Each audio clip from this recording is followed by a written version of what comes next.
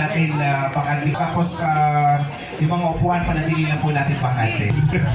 Eh ayun, hello po sa mga bago nating smile. Opo, tulad po na sabi ko, alam po namin, gutom na po kayo. Opo, pero wag kayong mag-alala, lilipas din yan. Tuladuhin po namin sa inyo guys na mag-i-enjoy po kayo sa masarap na pagkain. Ako kasi naulan kami kanina. Joke lang. And syempre guys, talaga pinaghandaan nila Joshua at sa programa pag tinawag na po namin lahat ng mga galing ng simbahan ay dire-diretso po tayo.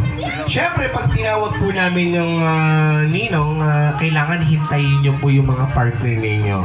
Opo. Tulad po na ginawa nyo sa simbahan, di ba?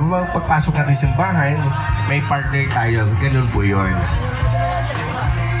And syempre guys, ako po makakasama nyo para sa napaka-special na araw po na to. Ayan, may mga, sigurado ko may mga nakakilala po sa akin. Marami din po hindi nakakilala sa akin. Ako po si Gerald Mondero Ganzuela, a.k.a. Kuya Popoy the Clown. Ayan, ang nag-iisang Popoy the Clown sa bayan po ng Orbistado. Syempre kasama ang nag-iisang Popoy's Catering Services po, sa amin po. And kung nagustuhan po ninyo, pwede nyo po kaming invite. Kasama po ang ating sound system, photo and video. Syempre, makeup artist po natin. Ma-appeal po sa amin.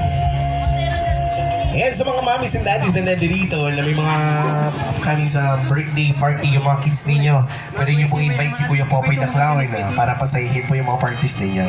Hello po sa mga